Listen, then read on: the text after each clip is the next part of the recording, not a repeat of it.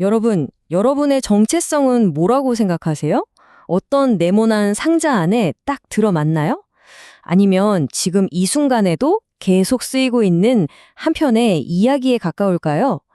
오늘 우리가 함께 파고 들어볼 질문이 바로 이겁니다. 자, 제가 한번 여쭤볼게요. 당신은 누구인가요?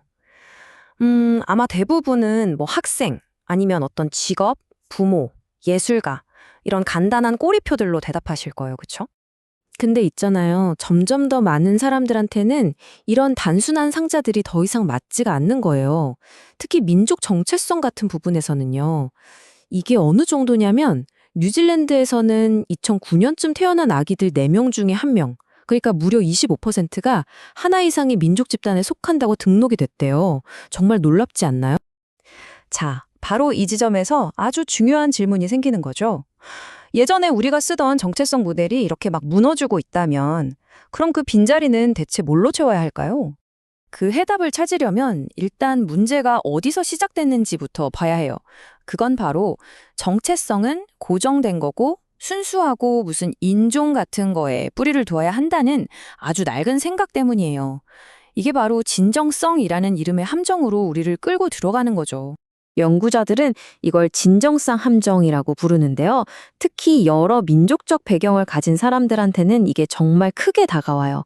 왜냐하면 이 함정이라는 게 자꾸만 민족성을 생물학적인 인종, 문제로 끌고 가거든요. 그러면서 마치 진짜 정체성이라는 건 따로 있고 그걸 변치 않는 전통 문화 같은 걸로 증명해야 한다는 압박을 주는 거예요. 이 함정이 얼마나 고통스러운지는 뉴질랜드의 한 연구를 보면 바로 알 수 있어요. 사모아인이면서 동시에 유럽계 뉴질랜드인, 그러니까 파케하 정체성을 가진 사람들을 대상으로 한 연구였는데요.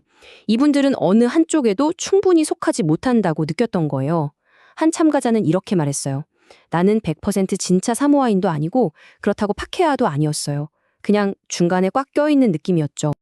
근데 더 힘든 건 뭔지 아세요? 이런 판단이 자꾸 밖에서 들어온다는 거예요. 그냥 겉모습만 보고 진짜냐 아니냐를 멋대로 재단하는 거죠. 다른 참가자는 이런 정말 가슴 아픈 경험을 털어놓기도 했어요. 어떤 사람이 그러더래요. 그렇게 안 보이는데? 너 그냥 파키아 같아. 와, 이 말에 정말 큰 상처를 받았다고 하더라고요. 자, 그럼 이 지긋지긋한 함정에서 어떻게 벗어날 수 있을까요? 해결책이 있습니다. 바로 생각을 확 바꾸는 거예요. 정체성을 어떤 고정된 상자가 아니라 계속 흐르고 변하는 하나의 이야기로 보는 거죠. 이걸 서사적 접근법이라고 하는데요. 핵심은 정답은 없다는 거예요. 우리가 우리 자신에게 또 다른 사람들에게 어떤 이야기를 들려주느냐에 따라 우리가 누구인지가 계속 만들어진다는 거죠. 그러니까 정체성이란 건 마치 배구가 무대 위에서 연기하듯이 시간과 상황에 따라 우리가 끊임없이 즉흥적으로 만들어내고 수행하는 거라고 볼 수 있어요. 이 두 관점이 어떻게 다른지 한번 비교해 볼까요? 왼쪽의 옛날 관점은 정체성을 딱 정해진 상태, 명사 같은 걸로 봐요. 생물학적으로 고정돼 있고 순수한 진짜가 따로 있다고 믿는 거죠. 근데 오른쪽의 새로운 서사적 관점은 달라요. 정체성을 계속해서 만들어 나가는 행위, 그러니까 동사로 보는 거예요. 우리가 직접 써내려가는 우리만의 이야기인 거죠. 자, 그럼 이 정체성은 이야기다라는 관점이 구체적으로 어떻게 우리한테 힘을 줄 수 있을까요? 그 실질적인 방법을 한번 들여다보죠. 실제로 사회복지 같은 분야에서 이걸 많이 활용하는데요. 개인이 자기 이야기의 주인공이 되도록 돕는 거예요. 크게 3단계로 볼 수 있어요. 첫 번째, 나는 당신을 잘 모릅니다 라는 태도를 갖는 거예요. 선입견 없이 그 사람의 고유한 경험을 존중하는 거죠. 그리고 두 번째, 문제를 그 사람한테서 떼어내는 거예요. 당신이 문제인 게 아니라 이 문제가 문제다. 이렇게요. 마지막으로 그 사람이 가진 강점이나 기존의 낡은 꼬리표에 저항했던 경험들을 바탕으로 완전히 새로운 대안적인 이야기를 같이 써나가는 겁니다.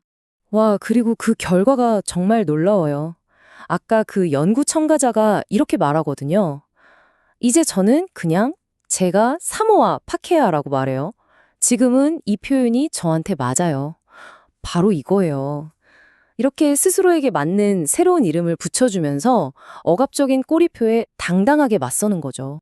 자, 그런데 이게 그냥 기분이 좀 나아졌네 하는 개인적인 문제로 끝날까요? 절대 아니죠. 이건 사실 우리가 생각하는 것보다 훨씬 더 큰 사회적인 의미를 담고 있습니다. 물론 이런 비판도 있어요. 아니, 개인의 이야기에만 너무 집중하다 보면 사회에 엄연히 존재하는 구조적인 인종차별 같은 큰 문제를 못 보는 거 아니냐 하고요. 충분히 나올 수 있는 지적이죠. 하지만요, 오히려 이 서사적 접근법이야말로 사회 정의를 위한 아주 강력한 도구가 될 수 있어요. 왜냐하면 인종이나 진정성 같은 억압적인 담론 자체에 정면으로 도전하거든요.